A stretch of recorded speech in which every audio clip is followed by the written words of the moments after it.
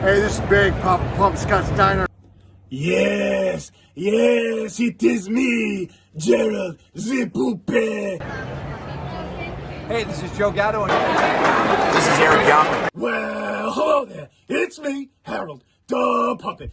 This is Johnny Wrestling, Johnny Gargano, and you are listening to Shoot and Poop. Hey, this is Tommy Dreamer. Shut up.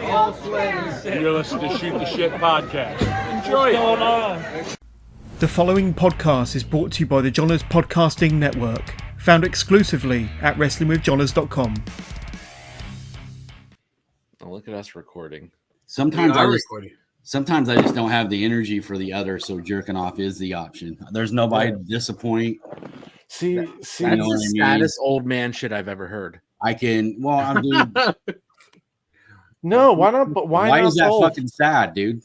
Why not both? How do you not have the energy for that? I got one fucking good hit because I'm 52 years old, bitch. When you get here, you'll understand. You're broke down at 40. Wait till you hit 52. 41, thank you. But 41. I apologize. But when you add another 10. You guys fuck with the dick pills? I do. I don't. Yeah, dude. Blue Chew. Do you? In my defense, I've been fucking with the dick pill since I was like 25.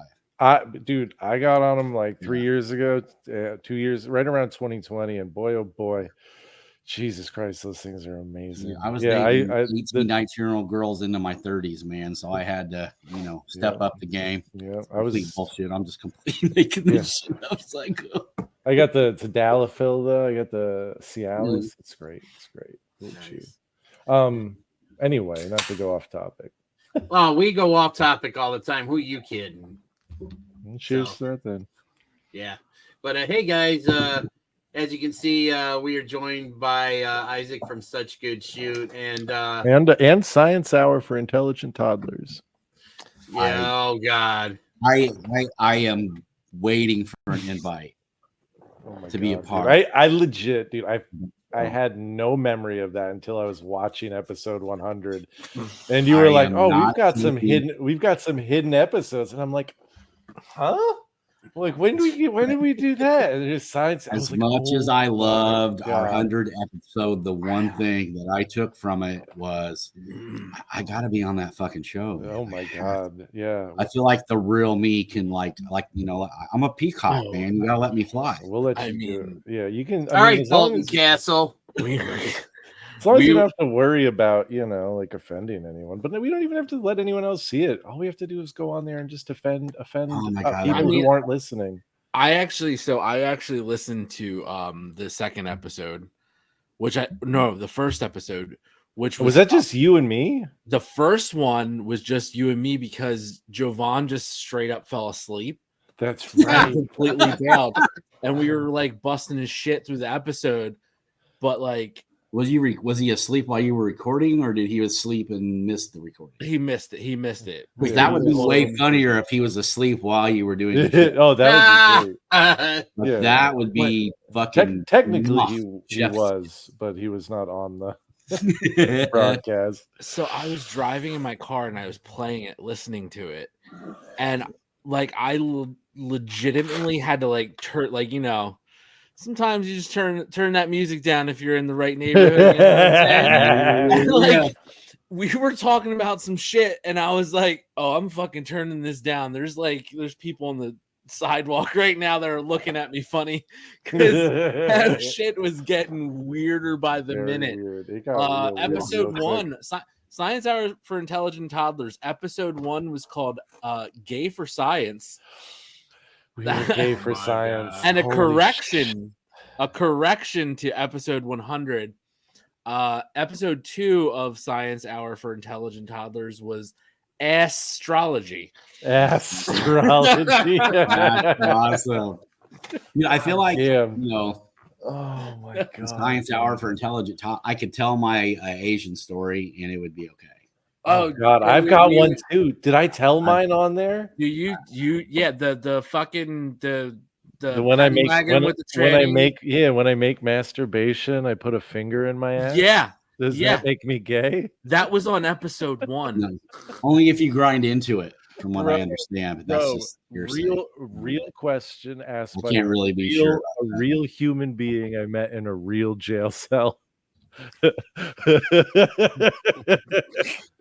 not now even, technically exaggerated. That is exact. Like you could go back and watch that episode. I don't even remember doing the episode. But you guys got to send me the episodes. I will. I guarantee you, when I tell the story, it will be word for word. Sometimes when I make masturbation, I put a finger in my ass. That makes me.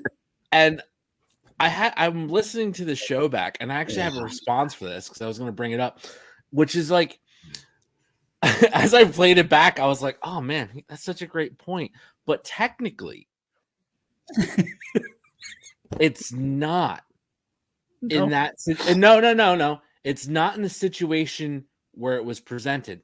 Like, for instance, you were incarcerated at that moment. Are you just gay for the stay? That doesn't make you truly gay. No, I watched The Sopranos. Yeah, I mean, look. Yeah. So in current setting of being incarcerated at that particular time, all bets are off, dude. It's 2023. Hey, dude, ask Mike Tyson. It's 2023.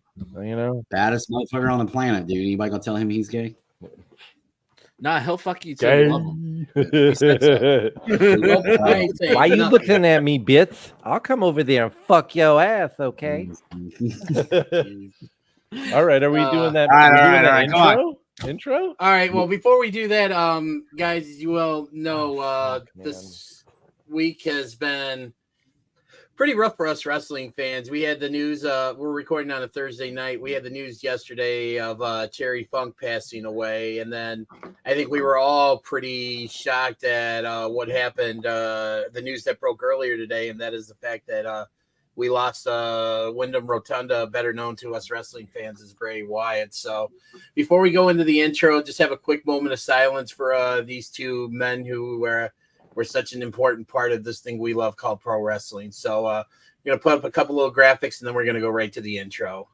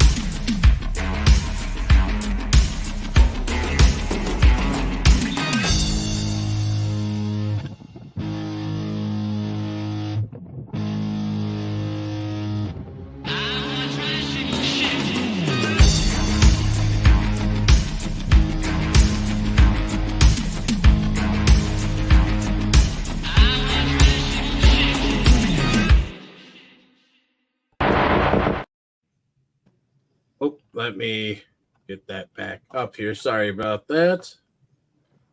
Where is it? Shit in the bed, bud. Just shit in the bed. I thought I'd say it before you did, Joe. Oh, yeah, it was coming. Always so quick to point out when I mess up, so I see how it is. Well, yeah. I mean, yeah, because we keep our mouth shut when everybody else does it.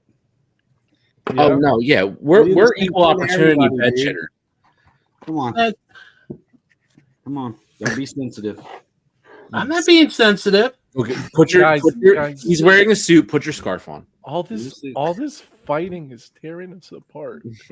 What fighting? I'm good. I love you. You guys ever heard of the 1-Up sour gummy challenge? Have you ever heard of this thing? No, but all right. Now, oneupcandy.com. We're not getting paid for this, but I keep seeing this, and everyone's like, "Oh man, it's supposed to be more sour than Warheads." Comes in this box. They give you these two things here. It's 6 gummies. You're supposed to put 3 in your mouth at once, not make a face. 30 seconds. They give you a neutralizer, You're supposed to mix that in some fucking water, and then Hold on, man. Let me get my stopwatch on. If it's too sour, this is what you're supposed to drink. I'm telling you right now, this is bullshit. We don't need we got the timer set. We got a timer set. All right. So we got guy on this show tonight. What we got Let's here go. is it's a 3 gummy challenge. You're supposed to put 3 in your mouth. All right. It comes with 6. God. It comes with 6. All right. Here we go. Wait. And go.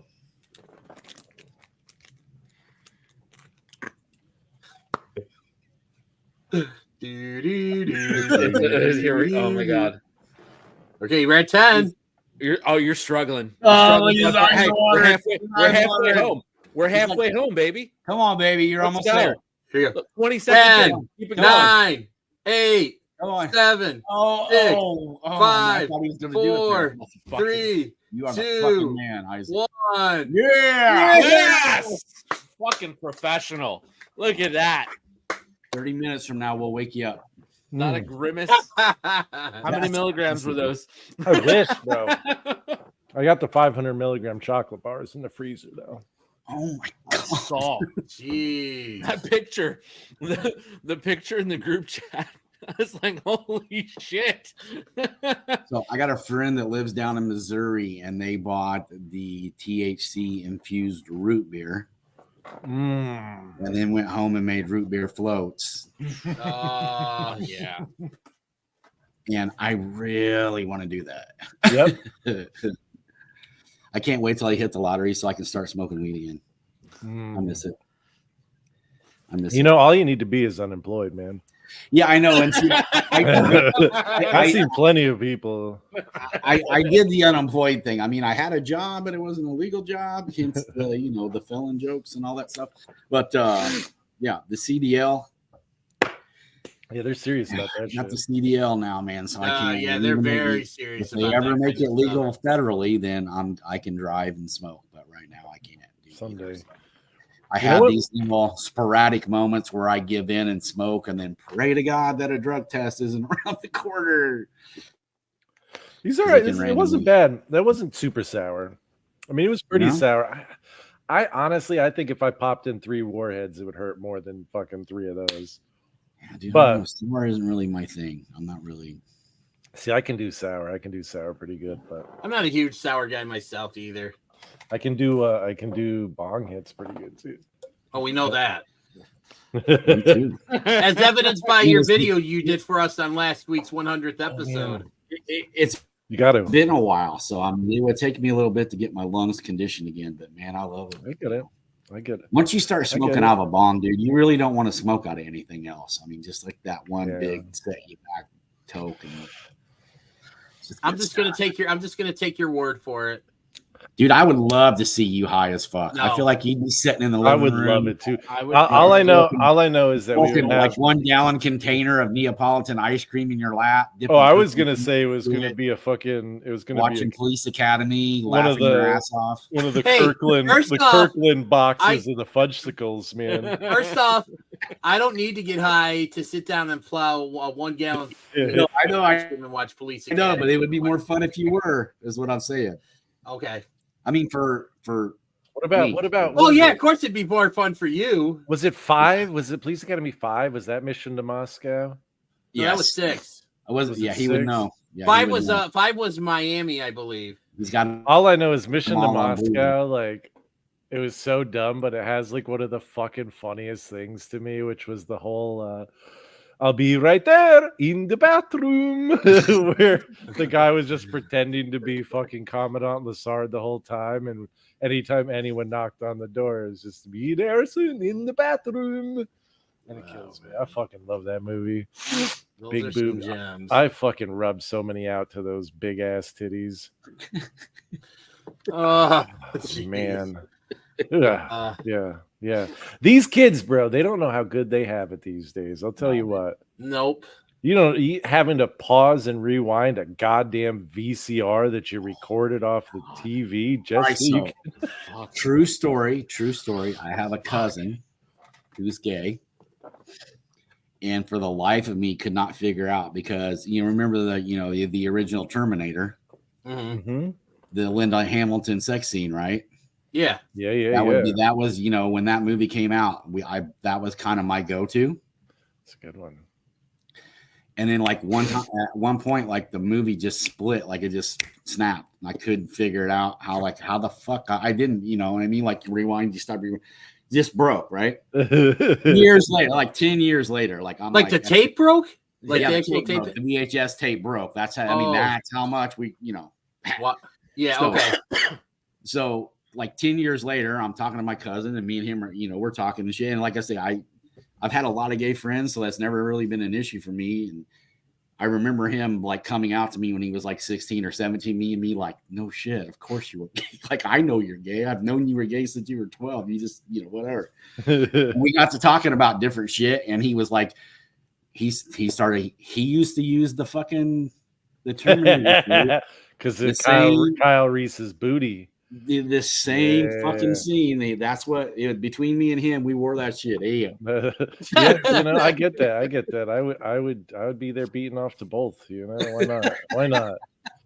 God damn, that's what life's all about. These kids in the internet, they could just find Christy Mack with, you know, like pretending to bang her stepbrother, and it takes 3 seconds to watch.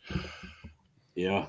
You know, they're just not building the resilience that we were given. No. I mean, shit, you think about like you know, your parents and shit, and they're like sexting over a telegram, you know, like you know, please rub my shoulder, stop. Unbutton my blouse, stop. What are you wearing? Stop. And like, wait, are you telling me to stop? Oh boy. Yeah, you know, I'm telling you, just too easy. It's too easy. All right, man. What are we talking about? What are we talking about? Well, I obviously porn, but okay, whatever. Well, we could just listen to Isaac off air and he would talk about porn. Well, you know, come on. Off air, we're talking politics. We're talking, you know, famous American literature, the classics, great film and cinema. Yeah, you know, our plan for world peace. But on air, yeah, dude, it's all dick, cheese, and butt cracks, bro. And the that's an interesting combination: dick, cheese, and butt cracks. Yeah, man. So, but so obviously, you know what we talked about at the beginning before we went into the intro video about the passing of Terry Funk and Bray Wyatt. I want to take a minute. Let's talk about Terry Funk for a little bit. What was your favorite Terry Funk match, like, or moment? I'll go first on this one if you guys don't mind. I mean, I know you're a Texas guy when it comes to wrestling, so I know a lot of people. Most wrestling fans when they think of Terry Funk, they kind of pull up Randy Savage and they automatically go to the timeout match with Flair, which, don't get me wrong, was great.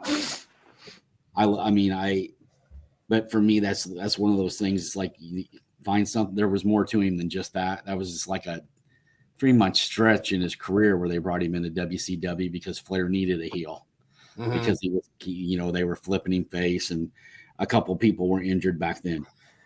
And I'm not saying that storyline wasn't great. I mean, Terry Funk pile driving Ric Flair through that table. I mean, nobody'd seen anything like that before. Nah, that was the first time. I think that was the first table spot ever. And so most of your vanilla average wrestling fans are going to go right to that and talk about how, you know, that was one of the highlights. But for me, I don't think I appreciated Terry. He was so good at what he did that you just fucking hated him. Like, you really like, my hate for Terry Funk early on was on par with my current hate for Jeff Jarrett. And that's saying something. That's severe hate. Well, dude, I'm a hardcore Dusty Rhodes mark. Yeah, that's how you do it. Terry Funk beat up my guy. Dusty Rhodes was my fucking superhero, and Terry Funk beat the shit out of him every chance he got. But watching what he did with ECW and that locker room, and going there knowing that, I mean, that could have been a big fucking slow flush. You know, I mean, nobody knew ECW was going to be punk rock. Nobody knew what was going to happen there. And I think I remember his first pay-per-view there, like the match he was in was like him, King Kong Bundy, Animal or Road Warrior Hawk, and I can't even remember who the fourth one was, but it was just like a hodgepodge of like 80s, legends at that time. And that's when they were just kind of throwing shit against the wall and figuring it out. And I mean, you don't have Tommy Dreamer, you don't have the Dudleys, you don't have the Sandman, you don't have Raven. And to be completely honest, Mick Foley. That was what I was getting ready to say. Yeah, I mean, as talented as Mick Foley was, that was the biggest rub he got up until Triple H and Taker, really, in the cell. Yeah. Like him, Terry was just, and then not just that too, but from that era, like, I mean, you're talking about my teens, man. I mean, that was mid 80s, the 80s into the early 90s before shit got crazy, and it was the Attitude Era, and he was Chainsaw Charlie and getting fucking hematomed into a fucking dumpster and half fucking dead by that point, man. I mean, the fact that guy worked, and I mean, when him and Mick Foley were tag team champions, he was 54 years old. Well, yeah. I mean, I said it when I heard it. It's, I think dark humor is a good way to deal with shit sometimes, but it's like, well, I guess he's finally fucking retired, like he wasn't, man. Like, he went another 10 or 12 more years. He was doing shows for the House of Hardcore with Tommy Dreamer. And I think I heard a story today where at one point he was supposed to do a spot with Tommy Dreamer for AEW here very recently, but they couldn't get him on a plane. Like, he just physically couldn't do it. Wow.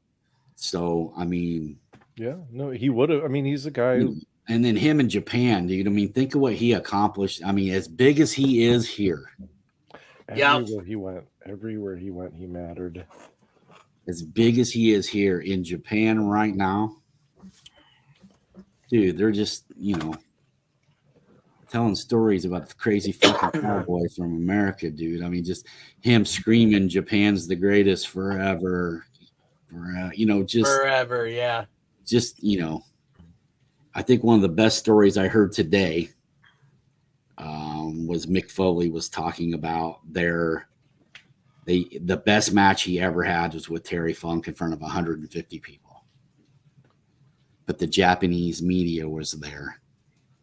And by the end, they just beat each other bloody. And was that the death match, the IWA death match? I think so. Yeah, I kind of caught it. It was part of Busted Open After Dark last night. And I kind of listened to it. And Foley said by the time the match was over, like, they were crawling towards each other and just like embracing. And, he was doing his Terry voice and, talking about Terry just kept repeating respect over and over and over. And Foley made the remark, like, he goes, "To me, that was the perfect ending of the match. Like, this was like the biggest moment of my career up to that point."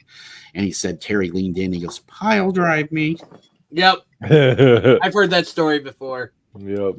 And so he dropped him on his head, man, and got massive heat and left. And that's what everybody talked about. It was just like, he was so in tune with the fans and knew the psychology so well that even when come on, man, he didn't even start doing that back moonsault bullshit until he was in his 40s.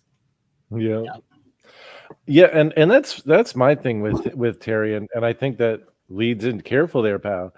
That leads, I think, into two moments for me that it's not really a match, but it's like two moments of him recognizing what needs to be done in that moment. And one of them was in ECW, and it's the first, like, just, I don't know if it's even like it's like one of the first viral videos I remember seeing on the internet. And I think I know exactly. It's which the one you're going chairs. to. It's when the they all fucking threw the chairs. Yep. And he gets hit, and it's not with a crazy shot, but it's with enough for him to sell it. And he fucking sells the hell out of it and gets the hell out of the way. Yeah. And but it's one of those moments where it's like that is one of the most iconic ECW moments ever. It is the most iconic ECW moment. That to me, that's what put ECW on the map. When you watch the old back before, like when they did the satellite commercials. Yep. That was a part of every ECW promo or clip, no matter what pay-per-view they were promoting. That spot was there. And him getting bonked with that fucking chair. Watch it again. He's waiting. He's fucking waiting for that spot, right? Yeah. He's waiting to get hit so he can do it. And he gets hit. And it's just like a little, like nothing. Like not even, because it was flying there, but it was just like real slow. Yeah. He does the thing. He does the big wobble and just says, fuck it. Yeah. Like the Ric Flair flop almost. Yeah. He just scooches himself right under the bottom rope and he's like wobbly, rolls off the table, and you just see him get up and he's like, oh shit, okay, and just takes off. That's a wrap. And I loved it. And that's one of the things is like he just understood. And I think the other moment, which was, you know, even more brilliant because of the circumstance, you know, was Hell in a Cell. I mean, that is always the first thing I think of when I think of Terry Funk getting choke slammed out of his shoes. and you watch it back, and I mean, it's kind of like a Mandela effect. He doesn't actually get choked, so he kicks him off after. Yeah. But it's so fucking smooth and it looks so good. Mm-hmm. And like there's so much going on. And it's like the perfect amount of like just like him being there, and it was just real enough because you know that he has this real relationship with Foley and that this is all still make believe, but like this is kind of real, and something about that like it sort of sold that even more than everything else already. And I just think he's one of those guys that he understands the business, you know, like to the point where he doesn't even have to think about anything, you know. It's just what he does and what he is. It's like, you know, breathing. It was his art form, man. Yeah, it was just breathing for him. It was just what he did. And if I'm not mistaken, wasn't that spot like called on the fly to like help buy Foley some recovery time? Yeah. Oh, and him out of the shoes. Yeah, and fucking Undertaker had a broken ankle for that shit. Yep. Because when he. We could do a whole show on Hell in a Cell, bro. We could do a whole. Have you watched that? By the way, and not to take it up, but have you watched like they did a sit down with Mick Foley and Taker? Yeah, and they watched the whole match. They had that, and then they did the tour that Foley went on for like the 20 years and the anniversary of that. And I actually went to the very first show. Crystal actually bought us tickets to go to that, and it was just fascinating, just listening to him tell the stories about it. You know, and he always talks about just how much Terry Funk, you know, meant to him and just everything, and just in all the stories I heard about Terry Funk, about how he was selfless and giving, and like I know Bully Ray had a story talking about like when he went over to Japan with ECW guys, it was like a 3-way with him, the Sandman, and Terry Funk. And he said Funk came up to him and said, "What do you want to do, young boy?" And like Bully was taken aback because, you know, he's the young guy here, you know, and he's got, you know, Terry Funk coming to him asking what he wanted to do. And it's just everybody that they brought on to talk about Funk said the same thing. One of the most selfless, caring, giving guys in the business. And it's just, not only was he a great wrestler, but he was a great actor too. I mean, you think about a couple of movies that he was known for, you know, Roadhouse with Patrick Swayze, and then Over the Top. Patrick Swayze. Yeah, and then also Over the Top with Sylvester Stallone. I mean, not only did he kick ass in the ring, but he also kicked ass in Hollywood. And he actually was a pretty good actor. He was. Over the Top. That's how he played the same role. I mean, he played the same role in every movie that he was in, but he was Terry Funk, and Terry Funk was a legit tough son of a bitch, badass, all heart, man. All fucking heart. Beyond the Mat, like I remember watching that when it came out, and just like at the end of it when he's like, you know, they matches over, that they pulled the pay-per-view off and he's waving at his wife in the crowd yelling, "Honey, we did it." You know, I mean, just it meant this business just meant so much to him. And that was actually one of my favorite Terry Funk moments is when he beat Raven for the ECW championship. I thought that was just such a great moment. And then also, too, another match that I think should get a lot more love than it does is the empty arena match he had with Jerry Lawler in 81. I found a Jerry Lawler Blu-ray at a disc replay like a couple years ago, and I was looking at it, and I had never seen the empty arena match. But once I saw that it was on this set, I'm like, I have to get it. And that was the first thing I did when I went home is I watched that match and I'm thinking, this is so damn cool. You know, they did this, you know, almost 20 years before The Rock and Mick Foley did.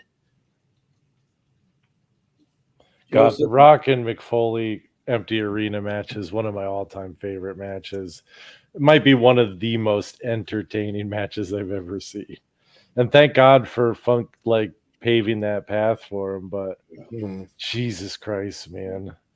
When Rock answering the phone, oh yeah, it's just like he's like both of them so good.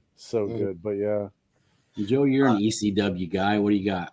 Yeah, well, listen to you fucking mongoloids chatter on.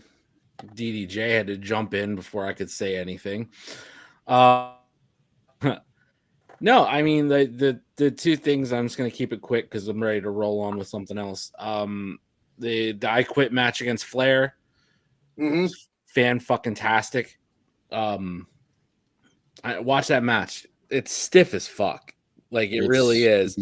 I mean, as much as we like, you know, everybody loves Ric Flair and you know his chops and everything. You want to see Ric Flair really chop the fuck out of somebody? Watch that match because he laid those chops in on Terry, and Terry just returned every single fucking one of them. It was amazing. The story was while he was doing that, Terry was calling him a pussy.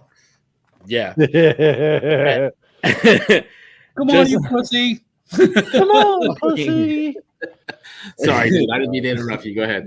No, fucking yeah, like that match is great. And then yeah, April 13th, 1997, 53-year-old Terry Funk in the main event for Barely Legal, the first ECW pay-per-view. If that pay-per-view doesn't go off the exact way it does, there is no ECW and everything fucking changes. And Terry Funk came in and fucking just tore it down. And I forget, like, it's not just that title match.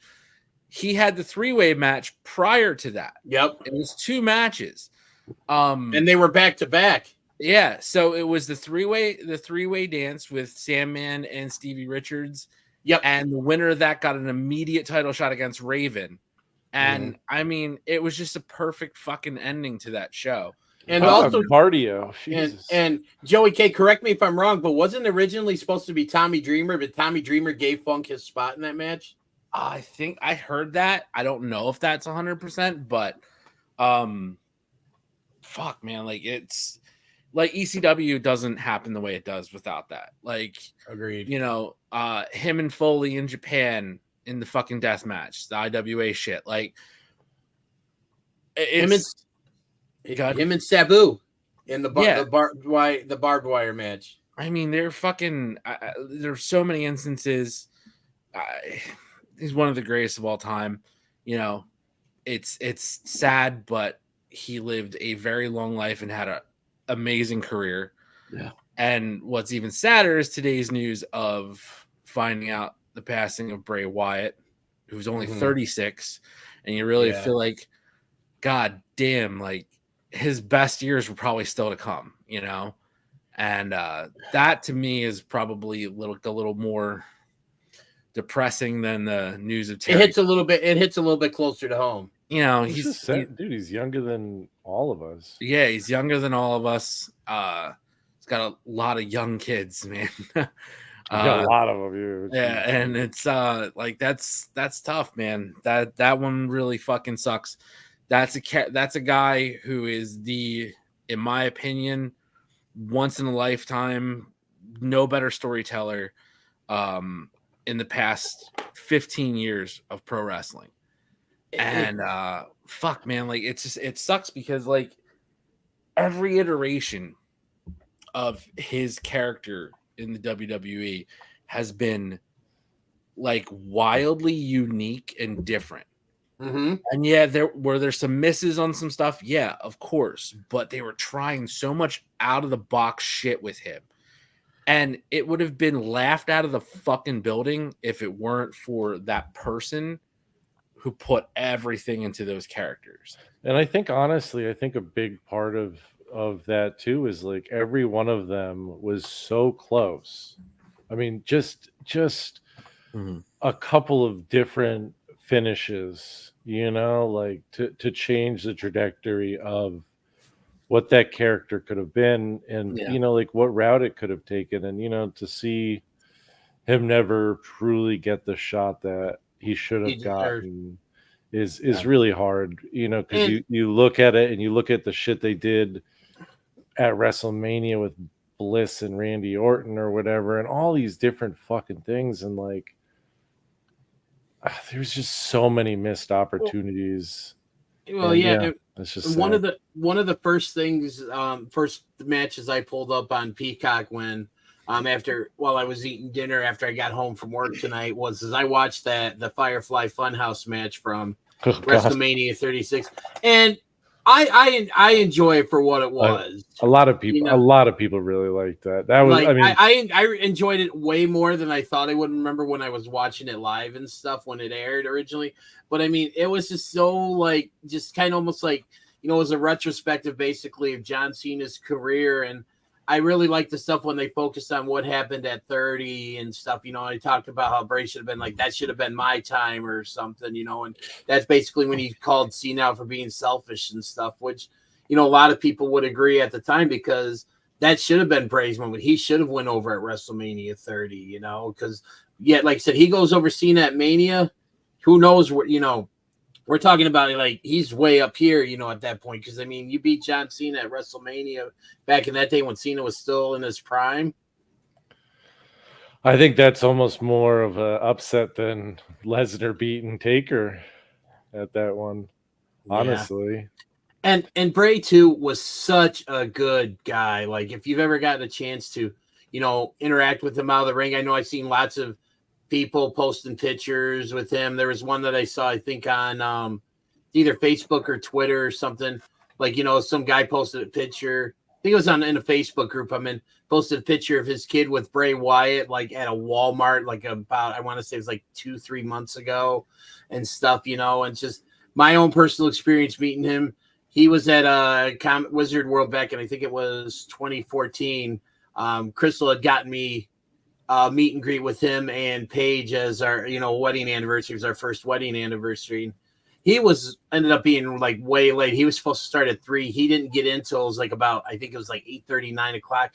It's because he had multiple flight delays and everything. And he was determined to get there. And for the people that waited for him, he made it worth our while. When he got there, he was running up and down the lines, high-fiving everybody, shaking hands, hugging and stuff.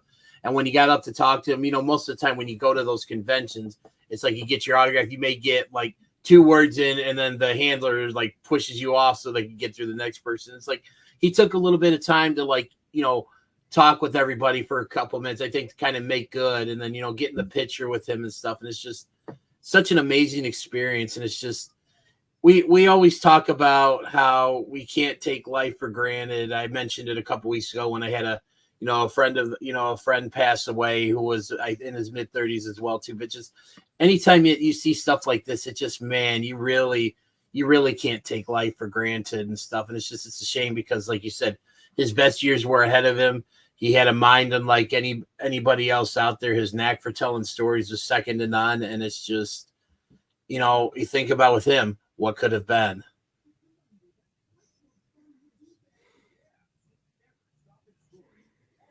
I mean, what else can you say? Honestly, it's it's the definition of tragic. It really is tragic. Yeah, and it's just you feel for his brother Bo, his wife JoJo, his kids, his father, Mike Rotunda, his uncle, Barry Windham, and stuff. And it's sad just because he still had so much to give, and for the wrestling business. And it's just, we'll never get to see it again because it's sad. Like you said, It's the epitome. Like if you were to go look at to see a picture in Webster's dictionary of like a tragic tragedy, you would probably see some like Bray Wyatt's picture on there because it really is, because it can just see it so much. There should have been so much more. Yeah, no, there was a lot more to that. A lot more of the story to be told. It wasn't supposed to end like that. And it's just, I love seeing the pictures that like a lot of people posting pictures of, Bray and Brody Lee, and they're, up to, back together and up in heaven and stuff, which is just really cool because we all know those two are very close. And I believe Bray patterned his entrance when he came back at Extreme Rules last year after Brody Lee, with the door and everything. And that was his way of paying tribute. And it's just, it's really sad because again, just you want to talk about someone who's like who should still be here, whose life was taken way too soon. This is it right here. Yeah, absolutely. Anybody else got anything else to? That's too much sad, man. I'm sorry. You know what, Isaac? It's a lot. It's a lot. Isaac, and what are we gonna do? What are you gonna do? Do you want to? You know what we're gonna do? Let's fun it up, Isaac. Okay, let's fun it up. Are we going to do it? Are we doing the game show? Is it time? All right, ladies and gentlemen. What a segue. we're gonna try and liven things up a little bit here. 10 bell salute. Now we're gonna play charades. All right. We're gonna try and there was no 10 bell salute. I was asked not to do a 10 bell salute. You're more told not to do. It is not good on the audio. It is not good on the audio. I was trying to be nice. I was trying to be nice. Well, Well, let's do our little game show called I'll guess that theme song. So we'll do this here. Ladies and gentlemen, I'm your host, Isaac. Welcome to Guess That Theme Song. Today's contestants, we've got DDJ, otherwise known as Hammercock. We've got Joey Big Balls and Sean the Gray Guy. All right. So the way this works, everybody, is I've got 10 clips plus a bonus clip just in case there's a tiebreaker. We're going to do the bonus clip anyway, so we're just going to call it 11, but bonus makes it sound just say DDJ more wins and just listen? Can we just do that? Hey, whatever happens, we're going to guess. We're going to write down our answers, and whoever gets the most at the end of this. You got to write? Bro, I sent this message like 8 times. You got your cell phone there? You got your cell phone there? I'm just gonna type. There you go. Just type them out. Type them out. And if you get if you need any help spelling out the big words, Joe, just yeah, bro. I got you, brother. Okay. So we're gonna play it. We're gonna play the clips. You're gonna listen. We'll play them a couple times to make sure you get them. You're gonna lock in your answers. We'll check your answers. We'll see who got it right. We'll see who got it wrong, and we'll see how bad everyone loses to DDJ. And the winner gets a Colt Cabana t-shirt. And the winner can take home this beautiful official shooting shit shirt with all your favorites on. Oh, look at that! Even the guy who didn't show up tonight. So the Jewish Jovan, my brother in religious studies. Hey, speaking of Jovan, let's give him a quick shout out. He's in the process of getting ready to relocate to Detroit, man. So we love you, Jovan, man. Safe travels and get there safely, man. He's gonna live. I can handle the D. It's Jovan. He's gonna be living kind of close to Shane. Shane's in Columbus. Yeah. Okay. Yeah, he's not too far. He's like a couple hours, I think. So, all right. Joey ran away, so he's gone. He's here. Oh, okay. So his balls are out. Gotcha. So that's what's happening is Joey's big balls are blacked out the camera, much like an eclipse. And we're back. All right, guys. So This first one, I'm going to play you. I think You go get your Etch-a-Sketch. So I think with you guys, I think with this crowd here, I think this one should be pretty easy. Shane missed this one. Shane's a little bit younger than us, so I think A little bit. So hopefully you guys can hear this all right, because this is as loud as it gets. So crank your speakers if you have to. But here we go. Number 1. That's 3 seconds. Are you ready? I'm going to play it again. Oh, that's not it. You know what that one is already. That one is the easy one, so nobody feels stupid. So that's number 1, all right? I don't know who that is. Lock in your answers, ladies and gentlemen. We can play it again. It's funky. I gave you a hint that it's an older generation wrestler. Maybe one that Shane probably Wait, do you want the name of the song or the wrestler? Just the wrestler. Yeah, just the wrestler who used it. Okay. If you know the name of this, if you know the name of the song, or the wrestler? no, he can show off. Let him show off. It's just, come on, man. Tell us what Play one fucking more time episode for it me. debuted on. Yeah. Don't be a hater, Sean. All right, I'm gonna play it one more Not a time. hater, dude. Not a hater. Just. All right. If you don't know, you don't know. If you know it, you've got it locked in by now. This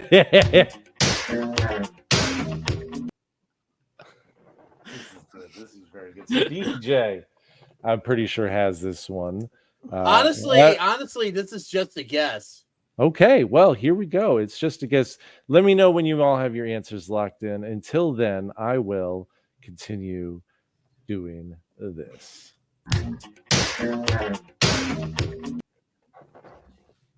All right, whatever. All right.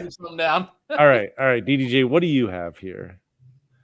Oh my goodness. Yes, that is the Junkyard Dogs theme song. Grab them cakes. Yeah. All right. No, we didn't get those. Okay. I thought Junkyard Dog theme song was Another One Bites the Dust. Originally, it was. That is the WWF theme song right there, the one that they started using. So here we go with number 2. Now, Shane missed this one too because I don't think Shane watches enough AEW. So, come on. See, he missed this one. He missed this one immediately. He must really not watch AEW. That's a song from one of my favorite artists. It's on my phone. So, All right. I saw how quick that happened. See, now you don't feel quite as dumb. You're feeling a little smarter now, aren't you? Well, the first one I had to take a guess at because yes. What was your guess, by the way? So my first thought was exactly what Sean said. Like in my head, that theme song was not that theme song. It's the dust, right? That's what my thought was. But obviously, it's the 80s, and it had to be an African American performer because they're not putting that unless it was Akeem the African or Dusty. But my guess was Coco Beware. I just went 80s African American. That's a very good guess. I feel like it was a solid guess. It was. Honestly, if I wasn't sure if I was going to guess that, I thought about Coco Beware as well too. I'm like, I'm going to just say JYD because that sounds really. Yeah, it was funky like that. It's okay that you knew it, dude. Nobody's buying that you didn't know that. Do we need to hit number 2 again, or is everyone good on that? I'm locked in for 2. Yeah, I got an answer. It's wrong. All right. What do we got here? I got Sunny Kiss. Oh, I'm sorry. 2 here. I see 2 hooks. Yeah, I see DJ and I see Joey K. Hook is the right answer, and it's very funny because that is an intro that has nothing to do with the way the song itself sounds. I know, right?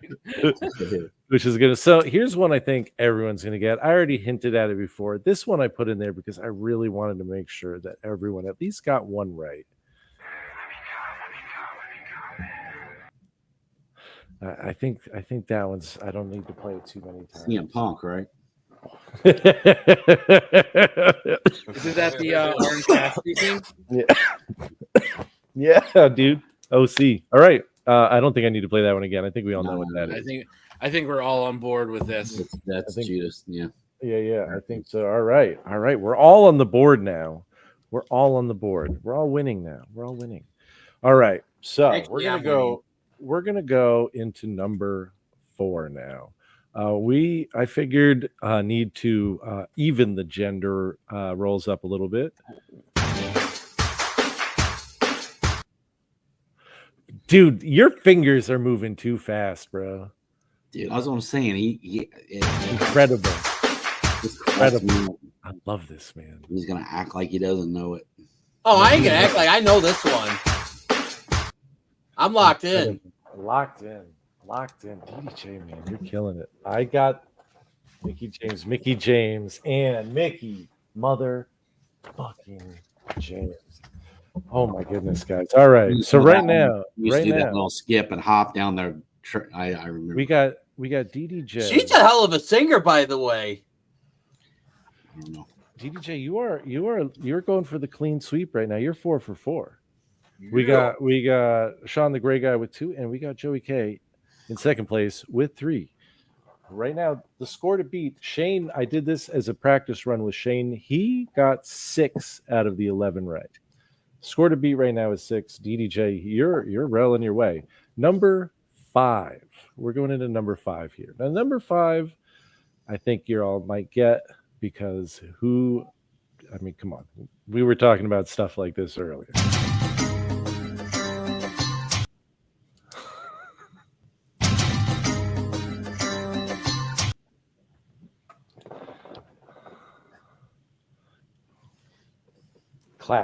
Classic banger.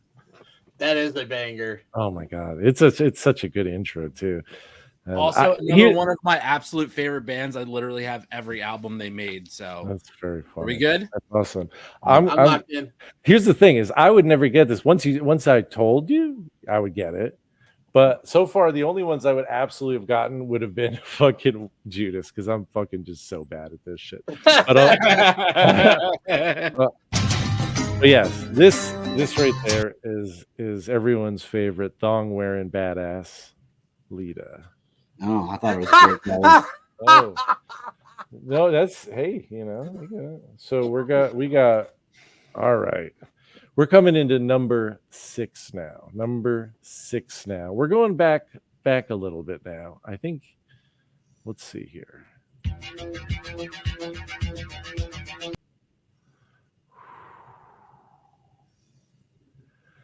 Now that's 80s. You just slow it down? No, it does that. DDJ. So come on, Sean, at least try. That was close. You were really close.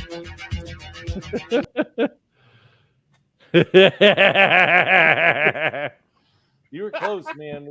If you had changed that last letter, I probably would have given it to you. Oh, not that letter. Not that. All right. Anyone need any more time? No. One more? Huh? One more time? One more time for me. One more time for you. All right, I got you. One more time. Nice and slow. It's definitely something from the 80s, like Tom's Link or the fucking Strike. 80s through the 90s, though. He definitely wrestled in WWF through 96 for sure. And I guess that might have been around the end in WWF was 96. I don't think he wrestled 97 there. No, he didn't. I think 96 was the end, and him sort of exiting was the real rocket to the moon for a certain person. Done. Anyway. All right. One more time. Everybody good? Are you ready? Was it Max Moon? Max Moon. Max Moon. Yeah, absolutely. Solid answer. This is one Jacob the Snake Roberts. You know what, dude? It's been so long since I heard Jake's theme music. I would be fucking surprised if I remembered that shit. Right? Hey, man. Last time I heard it was on Raw 100 or Raw 1000 or whatever. Old school Raw.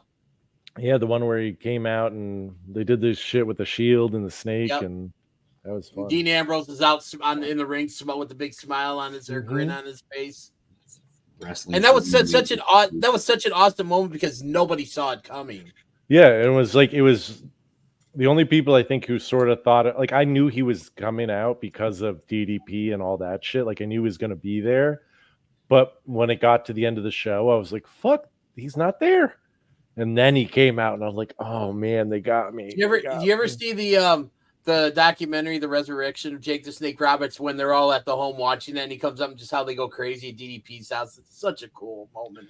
I mean, the whole thing, man. Yeah, I mean, DDP, one of the real life fucking saints. He's a real hero. You look at him. You look at guys like him, and you look at guys like him and Mick Foley. You'll never find anyone saying anything bad about them. Ever. Like same with Terry. No one will ever say anything bad about those guys. Mm-hmm. Yeah. All right. We're gonna go to number 7 next.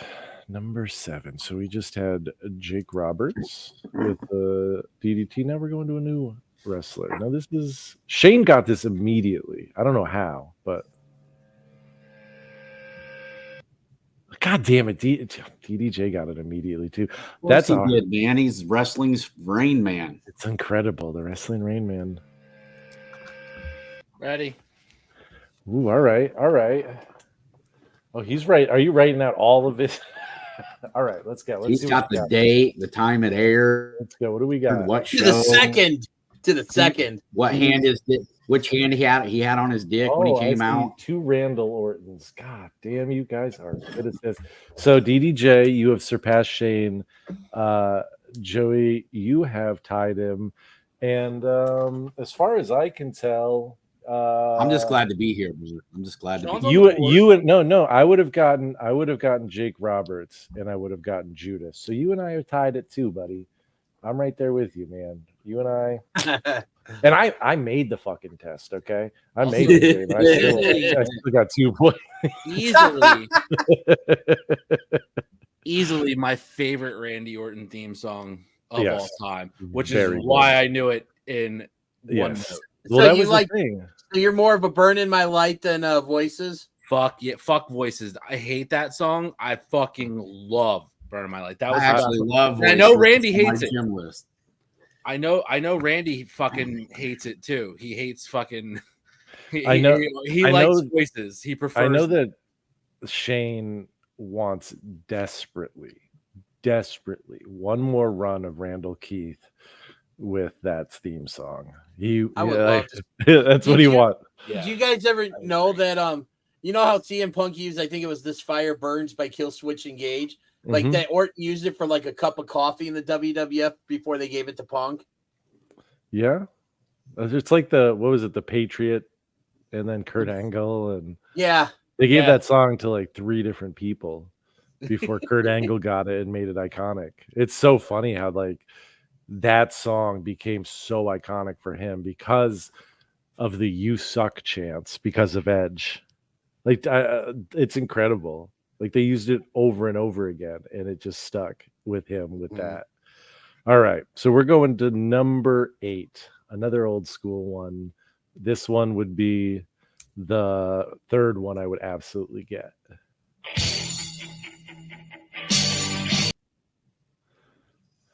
I should know that one. You should. Yeah, you really should. It sounds familiar. Oh, yeah, I know who that is. Yeah. It's one of those things like you hear that and they're already coming to the ring. They're already coming to the ring, and you're like, "Yeah, are we all on board? You all ready? Say it the with Ultimate me. Warrior." All right, we got it. Okay, 1, 2, 3, baby. You misspelled it. You got a half point off. You misspelled it. It's okay. I didn't misspell it. Eyes can read. You better Google that shit. You better pull out your encyclopedia, Dick Canica. Let's see. Okay, you guys killed it on that. We're going to one that I would never get, and I loved this guy. I loved this guy when I was a kid, when I was younger. So I'll never get it. DDJ, if you get this one, I'll actually be very impressed. God damn it! Right off the bat, dude. Of course, right off the bat. You know, it's incredible. It's incredible. He's one of my favorites and more like underrated talents from the Attitude Era. Yeah, one of the most. Yes, I would never get it though. But yeah, let's go. Let's see. We got two people. Ken Shamrocks. Man, you guys. Ken Shamrock was not underrated. He I sucked beg just the right amount. I beg to differ on that. I God, think he's extremely underrated. I think the two most underrated talents of those couple of years were Ken Shamrock and Steve Blackman. Thank you. Honestly, Steve Blackman, fuck, man, that guy was awesome. I I love don't that understand guy. why you and DDJ are so close, buddy. Dude. He still won't let me. I mean, okay. Now you know what? Let's Yeah, move on to number. Let's move on to number 10. All right, this is the last. Was that one. 9 or 10? That one was number 9. Ken Shamrock was number 9. Okay. Yeah, you're at 9 for 9, DDJ. You're sitting here at a pretty 9 for 9. So here comes number 10. I think you'll get this one too.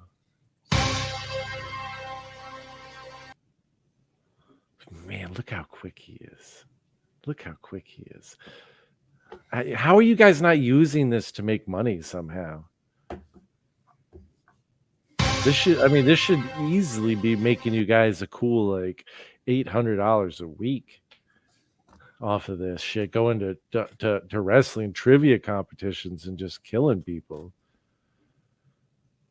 And that's how I became friends with Mark Henry, was at a wrestling trivia competition. Ask Sean. He was there when I introduced him. God damn, man. Yeah, I was there when he introduced me to him. It's kind of in the definition, bud. You big goofy teddy bear. Of course I was there when you introduced me to him.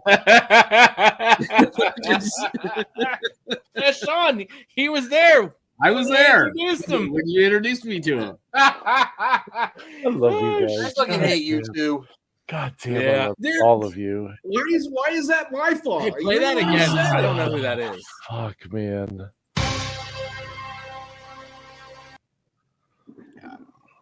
This is another one that I would never get because I don't watch AEW.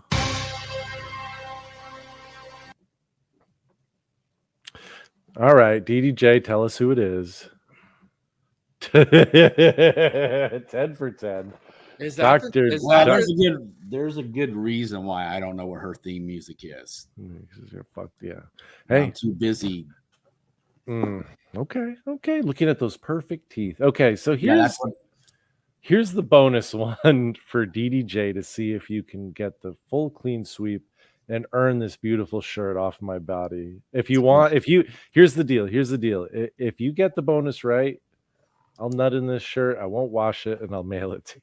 Oh, he's already done that, DDJ. Speaking of which, you know why the semen crossed the road? No. Because I put on the wrong sock this morning. Hi-oh!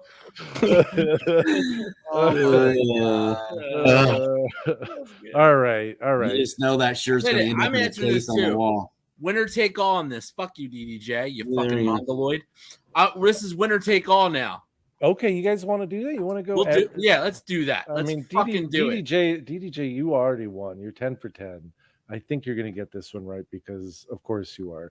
This is a little bit of a tricky one, but that doesn't mean you're not going to get it. So let's see. Here we go. See how quick his fingers stopped there? Nah, he knows what it is. I know, but there's maybe.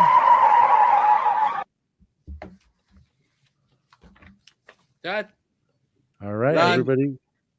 ready? Everybody good? Let's see what people have here. Razor Ramon.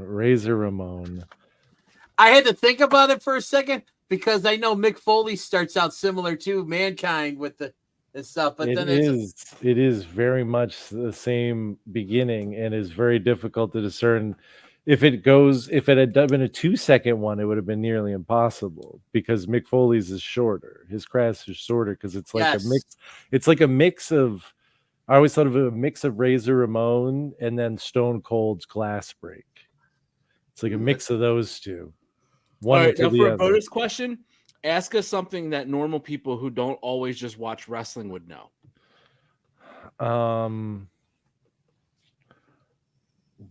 How are babies made? DDJ? Well, when you get a mommy and a daddy together, he wasn't there. He doesn't know. Not necessarily. when you're sitting, when you're hanging out, He was introducing you, Sean. So how you're was hanging out in the basement, and your wife comes down and says, "Hey, there was a miracle."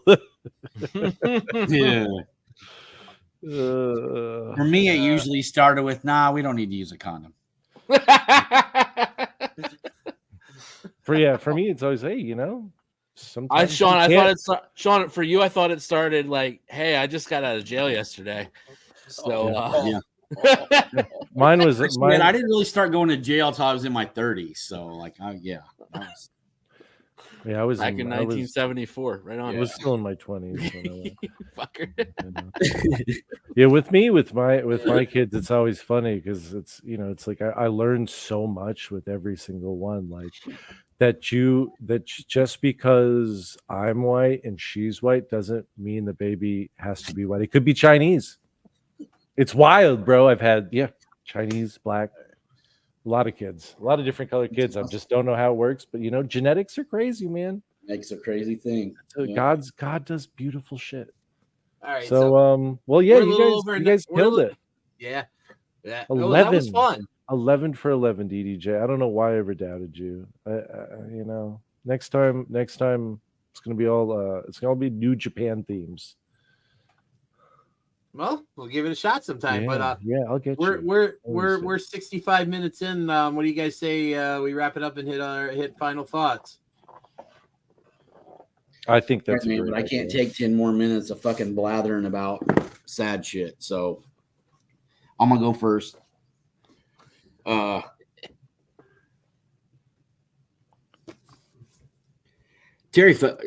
Losing Terry Funk yesterday was tough just because I feel like that era of guys and those people we're constantly having to say goodbye to shit. And the older I get, the more I have to do that. And that just fucking sucks. I'm at that age now where I'm not getting new shit anymore. Now it's old, I'm having to say goodbye to shit. And that's fine. That's a part of life. But, when you see a guy like Bray Wyatt, who was just fucking tailor-made for this business that we love so much. And for me, he was so many different things. He was Jake, and he was a little Mick Foley, and he was a little Terry Funk, and he was just so fucking cool. I mean, Bray Wyatt was cool. The tattoos, the dreads. I mean, he was the kind of dude that when he walked into a bar, you just automatically went, I'm going to buy that dude a PBR and hope that he talks to me, because he just looked like the kind of guy that just, I don't know, man, just, and then when you think about the fact that 2 out of the 3 members of the Wyatt family are gone, and that's just shitty. It's just fucking shitty.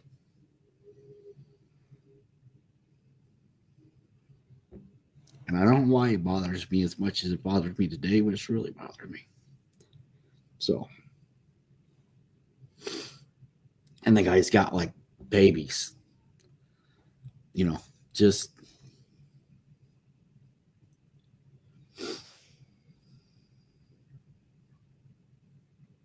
I'm going to miss that dude.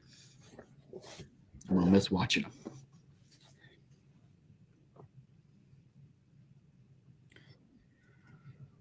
There's so much untapped potential, and everything he did was just, even the dumb, corny shit with like the Firefly Funhouse shit. Like, I wasn't a big fan of that, but it was always entertaining, and it was always good. But I remember watching him in, I think it was his first Rumble, and thinking, man, why aren't they pushing this guy? This guy is just everything that an 18 to 30-year-old male would want to be or see, or, I mean, he was just,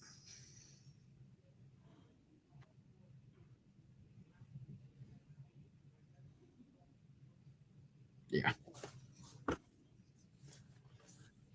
I'm going to miss him. That's all I got, man.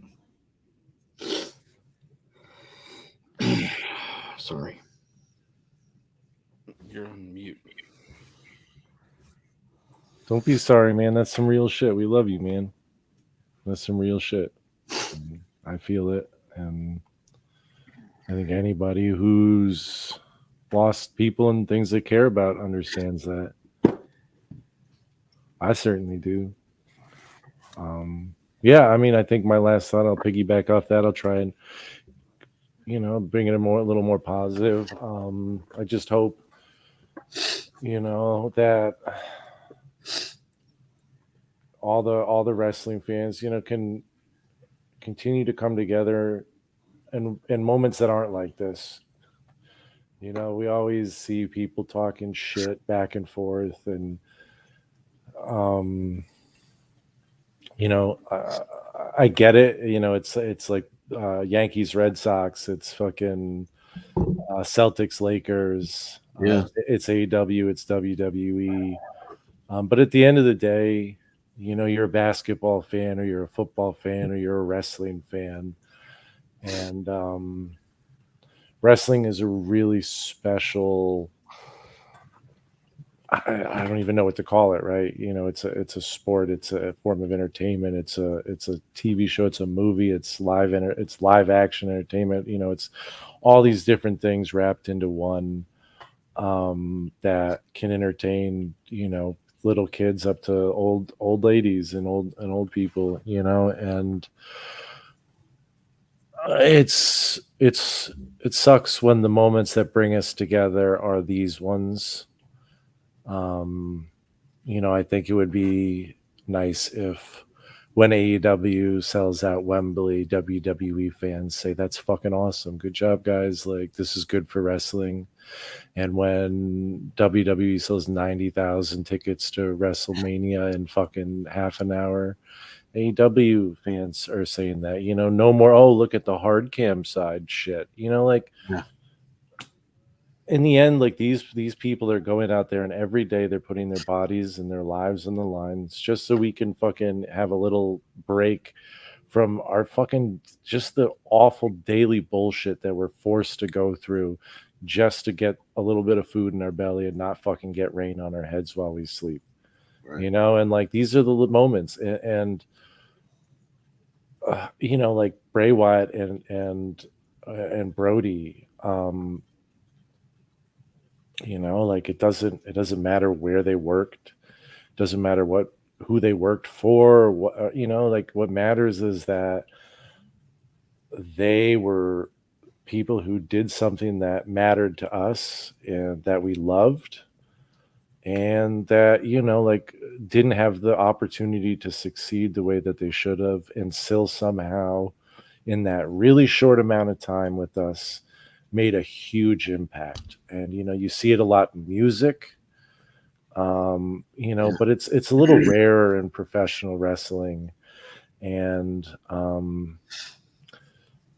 think we're all used to, I think the thing that for me, and I think I'm just, I'm still trying to process this because this is still so fresh for all of us. Yeah, I literally found out about it like 3 hours ago. Yeah, exactly. And I think the thing that is hardest for me is that as wrestling fans, our favorite wrestlers dying is not something that's new to us. Our favorite wrestlers dying young is not something that's new to us. No, it's not. And the thing is most of the time you look at it and you say, man, like so-and-so was a great wrestler, but they couldn't get this shit together. They couldn't get that shit together. And, like with Brody and with fucking Bray, like it's, it's like they got sick and fucking, it's just like such a, like those aren't guys that were out fucking around. Those aren't guys that were taking drugs all the time and roided up and fucking doing coke all night and drinking constantly. Those were guys that were taking care of themselves. Yeah. And, it's sad, extra sad because of that, and I think that, as wrestling fans, like just being there and being supportive of each other and being supportive of the business is what I'd like to see happen, because it sucks when the only time we're all on the same page is when we have to fucking mourn people, man. It does seem like that, don't it? But and to end it on a positive note, like I am, I'm genuinely glad that we got to witness that star burn bright. We are incredibly lucky to share the planet at the same time as someone like that, and get to witness his greatness. Because that's only an opportunity that a select few people have, and we were there for that instant in time, and that's it. So I'm grateful for that. I'm sorry that it's over, though. Yeah. And that's it. I can't keep talking about it. Yeah, I don't want to talk about any of it because fuck it. Like, I've talked about it enough, and there's nothing else to say. So, I'm gonna really make Sean's night for some other shit I'm about to say. This always makes me nervous when you start with that. All right, bring it on, big boy. So before all the news broke about Bray passing away, which is really shitty, I had another final thought planned out, and I'm just gonna stick with it. So Sean has said on this show many times, one of his least favorite human beings in this fucking business is that fucking absolute piece of human fucking excrement that stuffs himself in the fucking worst singlet possible and wears a title belt that fucking legends in this business have worn, and he thinks he's a fucking champ. So I'm getting all tingly, baby. Come on, bring it.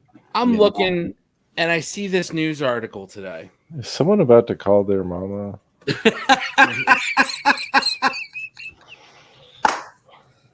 That worthless hunk of shit basically went out and said on Fox News, doing his bullshit that he does, of that he would assault his children if they shared their pronouns with him. Now, I'm going to make this abundantly clear, and this might sound rude, and I apologize, but let me finish my point. But I don't really give a flying fuck what your pronouns are. In my life, I don't care, because to me, a person is a person. So what you're saying is you don't care if they have pronouns. I don't care if they have them. I don't care, all that. You're a person to me. You're a person. That's your decision. I give you love. I give you respect. You do you. It doesn't affect my life any. It doesn't change any. I don't care if about that kind of shit. But this motherfucker is gonna stand there and say he'll hit his kids if they say it. I want to be as genuine as possible in this.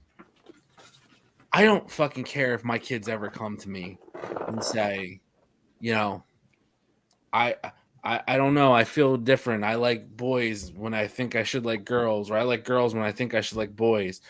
I don't care if they come to me and say, this is what I want, and this is who I feel I really am. Because I'm gonna love and accept my kids no matter what. That shit doesn't faze me.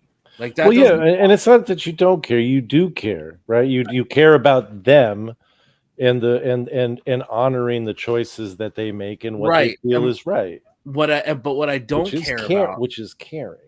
What I don't care about is some fucking absolute 50-pound sack of dog shit stuffed in a 5-pound fucking bag, walking around so much right now.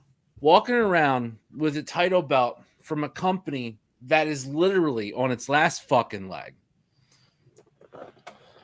Beyond.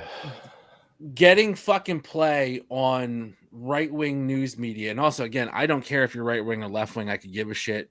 You fucking think and feel however you want to do. Vote for whoever you want. That's what we do. But, bro, do not fucking think you represent wrestling fans, the human race in fucking general being that kind of fucking scumbag to say something publicly like that. If you want to beat your kids behind doors, you're a fucking piece of shit, but go do it behind closed doors. I mean, don't fucking make a joke about shit like that on a fucking, worldwide news media outlet because you think it's clever and it's going to get some clicks or something. Or maybe that's just how you really feel. Maybe you will put your big fat fucking mitts on a small child that's just expressing some feelings or emotions to him. So, I mean, Father of the fucking Year, way to go. Which, ironically enough, I don't know how that's even possible because the man hasn't seen his dick in probably about the last 20 years.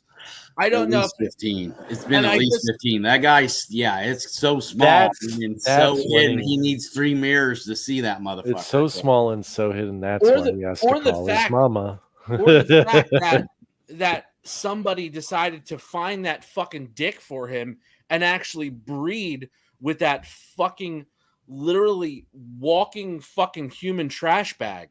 Like, good, good for her. Deserves a fucking award for that, for whoever that is. Stay in the shadows. Maybe you're in the witness protection program at this point. I don't fucking know. But, like, don't fucking have kids if your public opinion is going to be, I'd hit my kids if they express their true feelings and emotions to me. That's the most fucking ignorant dog shit I've ever heard. And I know Sean's ranted on about this motherfucker for a long time. And to be perfectly honest with you, I really don't fucking, get into the political views and the shit like that. Like, I'd rather just, like, kind of ease off that. But when I heard that shit today, I read that shit today, it kind of set me off, man. I was like, this fucking clown. And Billy fucking Corgan, one of my favorite fucking singer-songwriters, one of my favorite bands of all time, is allowing this fucking sideshow to happen and encouraging it. So fuck him.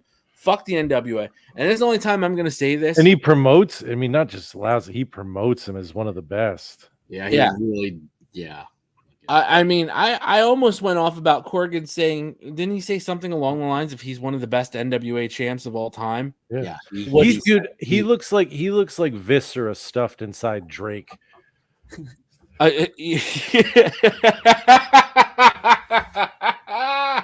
Big Daddy Vegan stuff in the fucking tiny Canadian. Christ, fucking Viscera. I just want you both to know that I've never wanted to put some of my stuff and some of your stuff so bad that I do right now. I'm so attracted to both of you bitches. He's awful. No, I think Tyrus I think Tyrus has done more to ruin the fucking 3 letters of NWA. And I'm not even talking wrestling. I can't even play Fuck the Police right now because it just makes me think of Tyrus and I get fucking angry because that fucking cock smooch is the fucking NWA heavyweight champ sitting on Fox News talking about beating his kids for fucking wanting different pronouns. What an absolute fucking cunt. Don't beat your kids.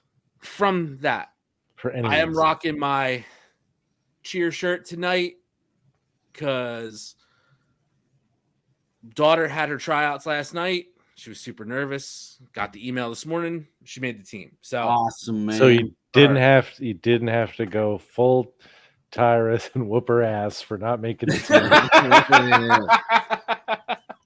team. No. She was we went to dinner last night and she was a little down on herself. She thought she could have done better and all that shit, That's good. That's good. That leaves plenty of room for improvement and to learn. That's awesome, man. You tell her we say congratulations. Yeah, that's kicks ass, man. Even though she kicked our ass a couple months ago with that loser comment. Bro, if you heard the conversation we had at dinner last night, man, you'd be like, I'm gonna fly out there and give you a hug because that girl's harsh as fuck. I mean, I'm not gonna lie. I may have provoked her and said some shit. Actually, I'll just tell the story. Fuck it. So I'm sitting there and she's fucking with me the whole time. We're at dinner and I got some salsa in a cup. And I'm like, man, I was like, I'm wearing a white shirt right now. I was like, I am concentrating on not spilling this on myself. I said, if you flick that salsa, I swear to God, I'm going to fucking throw this hot sauce in your eye and I'm going to kick you in the tits. I swear this is going to happen. Don't beat your kids, man. Don't. No, I wouldn't. beat your kids. I wanted to, but also at the same time, her instant reaction, not a fucking hesitation, no hesitation whatsoever. Didn't bat an eye. She dead ass leans onto the table, looks me dead in the eyes, and goes, "Yeah, I can do the same to you." And then she goes, "Guess you didn't wear that extra large sports bra to dinner tonight, did you?" And I was like, "Fuck." So I assure you, that is the type of child I am raising, who's not going to take shit from anybody. Yeah, I'm like, "Oh yeah, motherfucker, I'm gonna cut you down real quick." I love that kid. Nice tits, Dad. I love that kid, man. That's my daughter, and I'm gonna tell you, after I got done crying about that for a minute, I was so proud of her. As I sat there at dinner the rest of the night, just like, "It's cool, I'm gonna eat." Come across that table, fucking smack you with a plate of green peas. She knows. I like that girl. She has zero fear of me whatsoever, man. She doesn't fear shit. That's because you don't beat your. That's exactly because I don't beat my kids. Yeah, that's the final thought for this. Is final thought for the evening. Is DDJ got a final thought? Is he around? Yeah, he's here. Oh my god! Yeah, I figured that's what was going on. Oh. I was looking right in the block when he showed up. Oh man. Yeah, that's a good final thought. I didn't know you had that mask. For all those who are listening, it says Isaac's cock. I mean, thank you. Bray. Thank you, Bray. I don't mean to take away from your moment. No, it's thank you very much for everything. And yeah. Are you going to take...